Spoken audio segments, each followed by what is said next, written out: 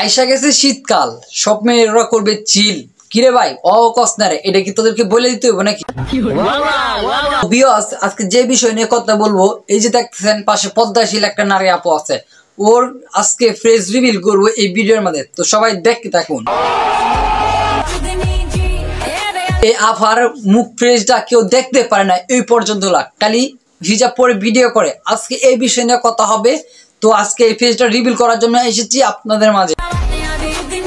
আমার কথা রইলো, সবকিছু পর্দা বাদ দিয়ে এই মুখের পর্দাটা খালি করে, আর সবকিছু মানে পর্দা প্রায়কা দিয়ে আজকে কি এমন জিনিস আছে এই মুখের মাঝে যে পর্দা মুখে খালি রাখে। আমার কথা রইলো, এমন কি জিনিস আছে এই মুখের মাঝে যে মুখ পর্দা করে আর কিছু করে না। তো চলেন মুখের পর্দা দেখি ফেলাই কেমনে কিতা করতেছে। ঠিক আছে ঠিক আছে। আরে ভাই থাম, এভাবে জাকাজাকি করিস না, তারপরে পড়ে যাইবো। ঠিক আছে সবকিছু এবারে জাকাজাকি বাদ দিয়ে ঠিক মতো দাঁড়ায় যায় এক জায়গায়, তারপরে দেখতেছি কি হইতেছে। তো পদ্মাশীল আপা, তোমার এবার মুখটা দেখাও, আমরা দেখি। আর দেরি হইতেছে, আমার দর্শকরা সহ্য করতে পারতেছে।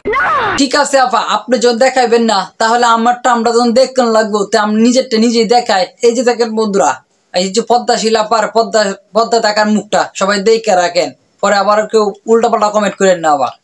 হলো সারা বডি জডি পর্দা না রাখে খালি মুখটা পর্দা রাখে, এই পর্দা কি মুখটা হেফাজত করবো নাকি? আর পুরা শরীরে এবার তাকে, আচ্ছা এটা কি একটা অবস্থা? সঠিক বলেছেন। পর্দায় থাকা আপার আর একটা গুণ আছে, এটা কি বলবো নাকি? বলো বাবাজি। হাজারো ছেলেরা কমেন্ট করে ই আফার আলাং বালাং নাইস জাস্ট দেখে পোলাফানের ঘুম থাকে না ঠিক, তারপরে দে কি করে অশিল্পশীল ভিডিও দেখে অবস্থা খারাপ বানায়লা। এর হইলো আফার গুণ, আপনারা বুঝতেছেন? কি বলছিস তুই?